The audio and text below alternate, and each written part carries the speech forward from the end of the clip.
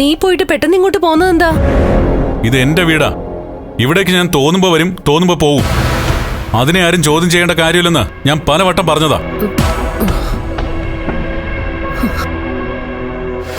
എടാ, സത്യത്തിൽ നിനക്ക് എന്താ കണ്ണാ പറ്റിയത്?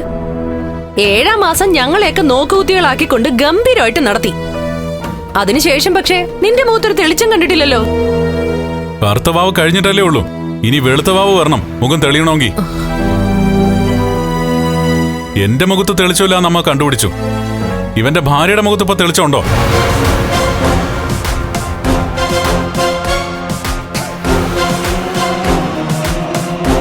അതിന്റെ കാരണം എന്താണെന്ന് നിങ്ങൾ തിരക്കിയോ? അത് അവളുടെ അച്ഛന്റെ അവസ്ഥ കൊണ്ടാണെന്ന് എനിക്ക് തോന്നുന്നത്. എടാ, അവളുടെ അച്ഛന്റെ ദേഹത്ത് വിശ്വേട്ടനാ കണ്ണാ കേറിയിരിക്കുന്നേ. അങ്ങനെ എന്റെ അച്ഛൻ കൃത്യമായിട്ട് അയാളുടെ ശരീരത്തിൽ തന്നെ കയറാനുള്ള കാരണം എന്താ? നമ്മളുടെയൊക്കെ അറിവിൽ അച്ഛനും അയാളും തമ്മിൽ മുൻകാല ബന്ധമൊന്നുമില്ല, പരിചയവുമില്ല. പിന്നെ എന്തുകൊണ്ടാ നമ്മുടെ ഒന്നും ശരീരത്തിൽ കയറാതെ അയാളുടെ ശരീരത്തിൽ തന്നെ അച്ഛൻ കയറിക്കൂടിയത്? എന്തായാലും എന്റെ അച്ഛൻ വളരെ പോസിറ്റീവാ, നന്മ ഒരുപാടുള്ള കൂട്ടത്തിലാ. അങ്ങനെയുള്ള അച്ഛന്റെ ആത്മാവ് ഒരു ശരീരത്തിൽ കയറണമെന്ന് ആഗ്രഹിച്ച് നടക്കുകയാണെന്നുണ്ടെങ്കിൽ അതിന് അയാളുടെ ശരീരം തിരഞ്ഞെടുക്കേണ്ട കാര്യമില്ലായിരുന്നു. ഇത്തരം സംശയങ്ങൾ എനിക്കുണ്ട്. അങ്ങനെ സംശയം ഉണ്ടെങ്കിൽ ചോദിക്കടാ നിന്റെ പെണ്ണിനോട്. അവക്കറിയാവുന്ന സത്യങ്ങൾ അവള് പറയട്ടെ. എടാ, നീ എന്തൊക്കെയോ അറിഞ്ഞു വെച്ചോണ്ടാണല്ലോ കണ്ണാ സംസാരിക്കുന്നേ. ഞാൻ നിങ്ങളോടൊക്കെ സംസാരിക്കാനോ തർക്കിക്കാനോ നിങ്ങളുടെ ചോദ്യത്തിന് മറുപടി പറയാനോ അല്ല വന്നത്. ഒന്ന് പ്രാർത്ഥിക്കാനാ, മനസ്സറിഞ്ഞ് പ്രാർത്ഥിക്കാൻ.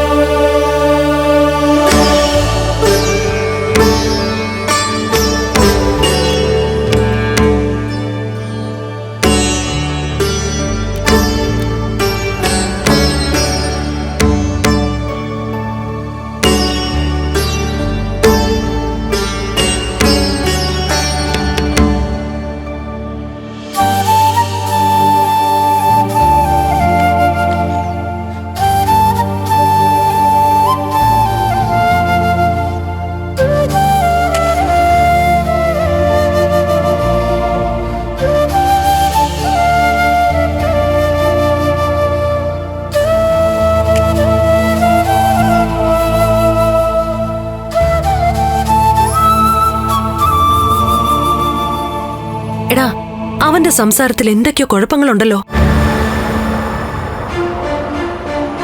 എടാ, അവന്റെ ദേഹത്തു ഇനി നിന്റെ അച്ഛൻ കേറിയോ? എന്താണെന്ന് ആർക്കറിയാം. അയാൾ ഇങ്ങനെ പൂജാമുറിയിൽ കയറാറില്ലായിരുന്നല്ലോ. എന്തോ സംഘർഷം ഉണ്ടമ്മേ, അതുറപ്പാ.